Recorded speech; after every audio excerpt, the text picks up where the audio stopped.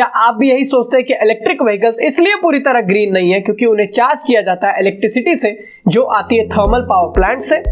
आप बिल्कुल गलत है। एक्चुअली जितना पोल्यूशन एक आईसी इंजन वाली कार मतलब इंटरनल कंबशन इंजन वाली कार अपने प्रोडक्शन से लेके 5 साल के एवरेज ड्राइविंग में कर देती है, उतना पोल्यूशन एक ईवी आपके घर तक डिलीवर होने के पहले कर चुकी होती है। इनफैक्ट इन ईवीज के कारण सिर्फ एयर पोल्यूशन नहीं, वाटर पोल्यूशन, लैंड पोल्यूशन और ह्यूमन एक्सप्लॉयटेशन भी बढ़ रही है। और एक ईवी डिलीवर होने के बाद जो चार्जिंग से पोल्यूशन करती है वो तो इनके सामने नेग्लिजिबल है। एक ईवी से पोल्यूशन फैलाने में सबसे आगे है अमेरिका और इसके बारे में भी इस वीडियो में बात करेंगे। ईवी के सेफ फ्यूचर के लिए पोल्यूशन ही सबसे बड़ी प्रॉब्लम नहीं है, इससे भी बड़ी प्रॉब्लम है सप्लाई चेन। आज के दिन पूरी दुनिया बैटरी के रॉ मटेरियल्स के लिए कुछ गिने चुने कंट्रीज पर निर्भर है, जिसमें टॉप पर है चाइना। और चाइना के बारे में मुझे बताने की जरूरत नहीं है, आपका टाइम इंपॉर्टेंट है इसलिए मैंने टाइम स्टैम्प ऐड कर दिए। लेकिन इस वीडियो में मैं जो बताऊंगा वो कोई नहीं बताएगा, इसलिए पूरा जरूर देखिएगा। वीडियो में आगे बढ़ने से पहले बिस शिक्षक सब्सक्राइब जरूर कर दीजिए अगर आपको अपने नॉलेज के लेवल को बढ़ाते रहना है, और हमारे शॉर्ट चैनल को भी सब्सक्राइब कर दीजिएगा। तो आज इस वीडियो में हम बात करेंगे कैसे ईवी के मैन्युफैक्चरिंग में हर तरह के पोल्यूशन इन्वॉल्व है जिसे हमसे छुपाया जा रहा है, और क्या ईवी आईसी इंजन वाली कार के मुकाबले कम पोल्यूशन करती भी है या नहीं। और ये भी जानेंगे कि कैसे अमेरिका में बन रही ईवीज इंडिया और बाकी कंट्रीज के मुकाबले ज्यादा पोल्यूशन कर रही है सिर्फ लोगों के शौक के लिए। ईवी के रॉ मटेरियल्स के सप्लाई चेन प्रॉब्लम्स को कैसे टैकल किया जाएगा, स्पेसिफिकली इंडिया कैसे टैकल करेगी, और सिर्फ प्रॉब्लम्स की बात नहीं करेंगे, बात करेंगे सॉल्यूशंस की। इसलिए पोल्यूशन कम करने के लिए हमें किन सॉल्यूशंस पर ज्यादा ध्यान देना चाहिए, बल्कि ईवी और हाइड्रोजन कार से भी ज्यादा ध्यान। एक ईवी में सबसे मेन कंपोनेंट होती है लिथियम आयन बैटरी, और यही बैटरी है सबसे बड़ी कल्प्रिट। एक लिथियम आयन बैटरी मेनली 5 चीजों से बनती है: lithium, cobalt, nickel, graphite and manganese. और जैसा कि आप जानते होंगे ये सारे के सारे रेयर अर्थ मेटल्स हैं जिन्हें जमीन से माइनिंग करके निकाला जाता है। चलिए इनमें से 4 मेजर कंपोनेंट्स जो बनाती है लिथियम आयन बैटरी के कैथोड को, उनके एक्सट्रैक्शन में किस तरह से पॉल्यूशन होती है ये जानते हैं। एक बैटरी में लिथियम होती है सिर्फ 4%, लेकिन फिर भी ये सबसे जरूरी मिनरल है क्योंकि इसे रिप्लेस नहीं किया जा सकता। पूरी दुनिया में majority of the lithium reserve मौजूद है साउथ अमेरिका के लिथियम ट्रायंगल में, जिसमें बोलिविया, अर्जेंटीना और चिली जैसी कंट्रीज आती है। इनके बाद आती है यूएस, ऑस्ट्रेलिया और चाइना। लेकिन लिथियम के रिफाइनिंग में चाइना होल्ड करती है 80% मार्केट शेयर पूरी दुनिया में। लिथियम को एक्सट्रैक्ट करने के लिए मेजरली 2 तरीके होते हैं। पहली है ब्राइन डिपोजिट, दूसरी इंडस्ट्रियल माइनिंग फ्रॉम रॉक्स। अगर हम साउथ अमेरिका की बात करें तो यहाँ ज्यादातर लिथियम को एक्सट्रैक्ट किया जाता है ब्राइन डिपोजिट से, जिसमें 1 टन लिथियम को एक्सट्रैक्ट करने के लिए 2.1 मिलियन लीटर्स ऑफ वाटर चाहिए होती है। और इस एरिया की 65% वाटर को यूज कर लेती है लिथियम माइन, जिसके कारण इस एरिया में हैवी वाटर स्कैसिटी चल रही है। और हार्ड रॉक माइनिंग वाले प्रोसेस में 1 टन लिथियम एक्सट्रैक्ट करने के लिए 15 टन CO2 एमिट होती है। जिस जगह लिथियम को एक्सट्रैक्ट किया जाता है और लिथियम वहां खत्म हो जाती है तो वो जमीन बंजर हो जाती है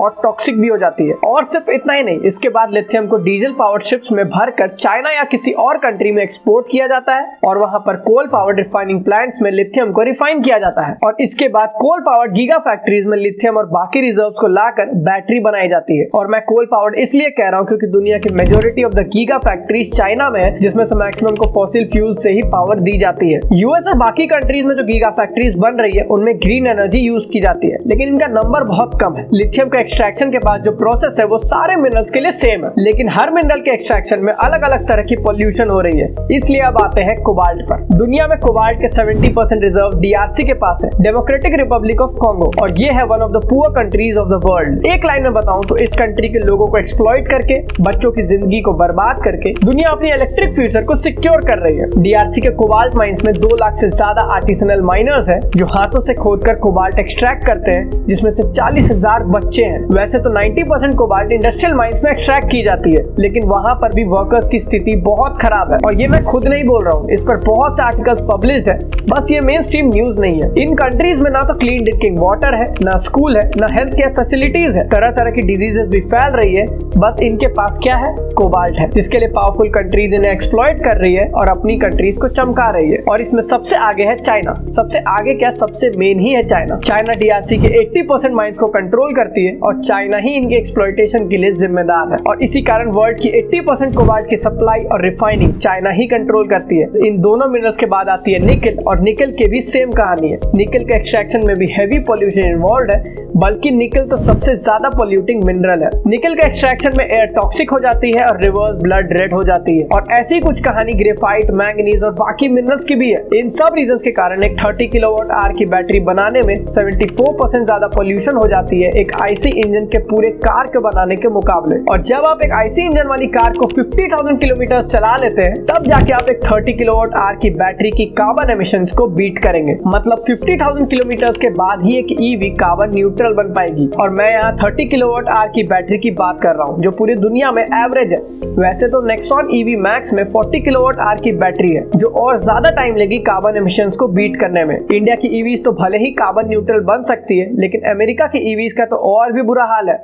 लेकिन कैसे? देखिए, अमेरिका में चलन है बड़ी बड़ी कार्स की, ऐसी कार जो 3 सेकंड में 100 की स्पीड एक्वायर कर ले, basically performance with big size. इस कारण वहां की सारी कंपनीज अपने ईवीज में बड़ी बड़ी बैटरी लगाती है। ऑन एन एवरेज यूएस की ईवीज में 80 to 100 किलोवाट आवर की बैटरी होती है जो ज्यादा रेंज देने के लिए नहीं, ज्यादा पावर प्रोड्यूस करने के लिए यूज की जाती है। एक एवरेज इंडियन पूरे साल में 2 टन CO2 प्रोड्यूस करता है लेकिन एक अमेरिकन 16 टन CO2 प्रोड्यूस करता है और इसमें सबसे बड़ा योगदान है इनके कार्स का। अगर इन बड़ी बैटरीज को यूज किया जाता कार की रेंज बढ़ाने के लिए तो फिर भी समझा जा सकता था, लेकिन इन्हें यूज किया जा रहा है लोगों के शौक पूरे करने के लिए, मर्सिडीज और मैक्लेरन वाली फील के लिए। तो ये एक ईवी के सोल पर्पस को ही डिफीट कर देती है। लेकिन इन सब प्रॉब्लम्स को एलिमिनेट भी कर दे तो इन सब से बड़ी प्रॉब्लम एक और है जो फ्यूचर में और भी बड़ी हो सकती है, जो है सप्लाई चेन प्रॉब्लम। जैसा कि मैंने कहा था, लिथियम, कोबाल्ट और निकेल दुनिया के सिर्फ चुनिंदे कंट्रीज में ही अवेलेबल है जिसमें इंडिया का नाम कहीं नहीं है। आज के दिन इंडिया अपने 70% लिथियम आयन बैटरीज को इंपोर्ट करती है चाइना से और अपने बैटरी मैन्युफैक्चर करने के लिए 90% रॉ मटेरियल्स को इंपोर्ट करती है। और ऐसा नहीं है कि इंडिया के पास ये मिनरल्स नहीं है,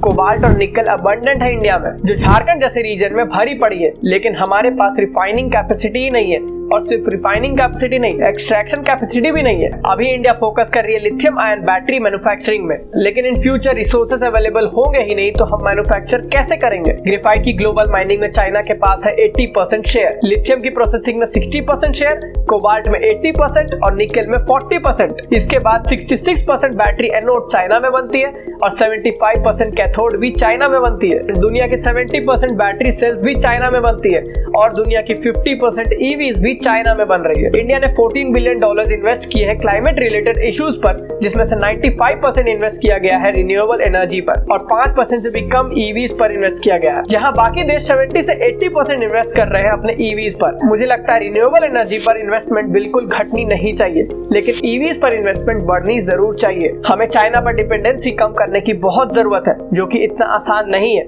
लेकिन इंडिया ये कर सकती है। बट वापस से बात वहीं आ जाती है, हम ये सब ताम झाम कर किस लिए रहे हैं? कार्बन न्यूट्रल बनने के लिए, जो एक इलेक्ट्रिक कार पहले 5 साल में तो फुलफिल नहीं करती है। हाँ, भले 5 साल के बाद एक इलेक्ट्रिक कार आईसी कार से बेटर हो जाती है और आपके पॉकेट पर भी बोझ नहीं डालती है। एक इलेक्ट्रिक कार डेफिनेटली एक पेट्रोल कार से ज्यादा एफिशिएंट है अपने पूरे लाइफ साइकिल में। बट प्रॉब्लम ये है कि लोगों को ये लगता है कि इलेक्ट्रिक कार चलाने से हम पॉल्यूशन नहीं फैला रहे हैं, जबकि ऐसा नहीं है। हमें अभी भी अपने एनवायरमेंट को बचाने के लिए बहुत कुछ करना पड़ेगा, इसलिए आप इस वीडियो को शेयर जरूर करिएगा, जितने ज्यादा ग्रुप्स में हो सके उतने में। चलिए अब आते हैं वीडियो के लास्ट पार्ट में, जो है सॉल्यूशंस। देखिए, मैंने जितनी भी पॉल्यूशन रिलेटेड प्रॉब्लम्स की बात कर रही है उन सब के लिए 3 सॉल्यूशंस है और तीसरी सॉल्यूशन सबसे जरूरी है और कोई आपको इसके बारे में बात करते दिखेगा भी नहीं। पहली सॉल्यूशन है रिन्यूएबल एनर्जी। देखिए, आज के दिन माइनिंग, मैन्युफैक्चरिंग और रिफाइनिंग में ज्यादातर थर्मल पावर प्लांट्स यूज होती है, इसलिए हमें एनर्जी प्रोड्यूस करनी होगी सोलर, हाइड्रो और विंड से और मेनली न्यूक्लियर सोर्सेज से। यहाँ तक कि फ्रांस, बेल्जियम और यूक्रेन जैसी कंट्रीज 70% एनर्जी न्यूक्लियर सोर्सेज से ही डिराइव करती है। हाँ, लेकिन ये इंडिया के लिए इतना आसान नहीं है, इसलिए हमें इन सारे सोर्सेज का मिक्स लेके चलना पड़ेगा। इससे ये भी होगा कि जब हम ईवी को चार्ज करेंगे तो वो भी रिन्यूएबल सोर्सेज से ही चार्ज होगी, तो एक ईवी परफेक्टली एक ग्रीन कार बन जाएगी। But it looks lucrative on paper, but it's far from reality, क्योंकि आज भी यूएस जैसी बड़ी बड़ी कंट्रीज अपने 60% एनर्जी को डिराइव करती है फॉसिल फ्यूल से और इंडिया और चाइना तो 80%। तो दूसरी सॉल्यूशन है replacing polluting minerals from the battery. जी, ये पॉसिबल है। साइंटिस्ट कोबाल्ट को रिप्लेस करने में सक्सेसफुल हो चुके हैं और इन फ्यूचर लिथियम और निकेल जैसे मिनरल्स की भी रिप्लेसमेंट ढूंढी जा सकती है और इससे हमें बहुत फायदा होगा। हमारे आज सॉलिड स्टेट बैटरीज पर भी रिसर्च कर रहे हैं जो कम पॉल्यूशन भी फैलाती है और एनर्जी एफिशिएंट भी होती है, बट अभी भी उनमें बहुत सी प्रॉब्लम्स है जिन्हें ठीक होने में 2030 तक का समय लग सकता है। इन दोनों सॉल्यूशन को डिप्लॉय करने में हमें बहुत सालों का वक्त लगेगा और ऐसा भी नहीं है कि हम इसमें 100% सक्सेसफुल हो पाएंगे। अगर एक पुख्ता सॉल्यूशन की बात करें जो इंस्टेंटली पॉल्यूशन कम भी करेगी और कम हमेशा करती रहेगी, तो वो है पब्लिक ट्रांसपोर्ट। देखिए, आज हमारे पास सबसे बड़ी प्रॉब्लम ये नहीं है कि आईसी कार पोल्यूशन करती है, बट प्रॉब्लम है number of vehicles on road, और यही है पोल्यूशन की सबसे बड़ी वजह। फॉर एग्जांपल, दिल्ली में 42% लोग बसेस यूज करते हैं, 25% लोग प्राइवेट व्हीकल्स यूज करते हैं, 25% लोग मेट्रोज यूज करते हैं और 8% लोग ऑटो रिक्शाज। लेकिन जहां बस सबसे ज्यादा लोगों को ट्रांसपोर्ट कर रही है, वहीं वो सबसे कम पोल्यूशन भी करती है, और वहीं 25% प्राइवेट व्हीकल 60% पोल्यूशन में कंट्रीब्यूट करती है। और जब से ये बसेस इलेक्ट्रिक होने लगी है, तब से पोल्यूशन की लेवल और कम होने लगी होगी। यूरोपियन कंट्रीज में पोल्यूशन कम होने का सबसे बड़ा रीजन है पब्लिक ट्रांसपोर्ट, क्योंकि वहाँ के लोग ट्रैम्स, ट्रेन और डबल डेकर बसेस को बहुत ज्यादा यूज करते हैं। इंडिया में ट्रैफिक कंजेशन के कारण डबल डेकर बसेस और ट्रैम्स को हटा दिया गया, लेकिन इसका कोई सॉल्यूशन नहीं निकाला गया। कुछ मेट्रो सिटीज को छोड़कर टायर 2 सिटीज में तो पब्लिक ट्रांसपोर्ट की हालत और भी खराब है। फॉर एग्जाम्पल, मैं रहता हूँ रांची में और यहाँ पर मुझे 10 किलोमीटर ट्रैवल करने के लिए 4 बार ऑटो चेंज करना पड़ता है। डायरेक्ट जाने के लिए सिर्फ एक ऑप्शन है कैब्स, और रोड में कंजेशन लेवल भी बहुत ऊपर है। लेकिन ये काम सिर्फ गवर्नमेंट का नहीं है। दिल्ली में तो पब्लिक ट्रांसपोर्ट फिर भी ठीक है, फिर भी लोग प्राइवेट व्हीकल्स लेके ही निकलते हैं, क्योंकि परसेप्शन ये है कि अपनी गाड़ी में अपनी इज्जत बढ़ती है। गवर्नमेंट और पब्लिक दोनों को ही पब्लिक ट्रांसपोर्ट को प्रमोट और यूज करने की जरूरत है, तभी इंडिया के पर कैपिटा CO2 इमिशंस बहुत कम हो सकती है। अगर इस एपिसोड को समराइज करें तो electric car definitely IC car से ज्यादा ग्रीन है, बट नॉट दैट मच कि हम अपने ग्रीन फ्यूचर के लिए इलेक्ट्रिक कार पर रिलाई कर पाए। हमें और भी सॉल्यूशंस को इम्प्लीमेंट करने की जरूरत है, और साथ में मिनरल्स के एक्सट्रैक्शन में जो ह्यूमन एक्सप्लॉयटेशन हो रही है उस पर भी ध्यान देना होगा। जैसे इंडियन गवर्नमेंट पेट्रोल में एथेनॉल ब्लेंडिंग को प्रमोट कर रही है, जिससे कुछ हद तक तो एमिशंस कम होगी, बट जैसा कि मैंने कहा, हमें सारे सॉल्यूशंस को एक साथ इम्प्लीमेंट करना होगा अपने प्यारे अर्थ को बचाने के लिए। आप मुझे कमेंट्स में बताइए कि आप इस टॉपिक के बारे में क्या सोचते हैं, और क्या आपको लगता है ईवीज ही फ्यूचर है या फिर कुछ और। इस वीडियो के रिसर्च आर्टिकल्स के लिंक मैंने डिस्क्रिप्शन में दे दिए हैं, जरूर पढ़िएगा। अगर ये वीडियो कुछ वैल्यू ऐड करती है तो हमें सपोर्ट कर सकते हैं सुपर थैंक्स के थ्रू, और विद शिक्षा को सब्सक्राइब जरूर कर लीजिए और वीडियो को लाइक भी कर दीजिएगा। मिलते हैं अगले वीडियो में। जय हिंद, जय भारत।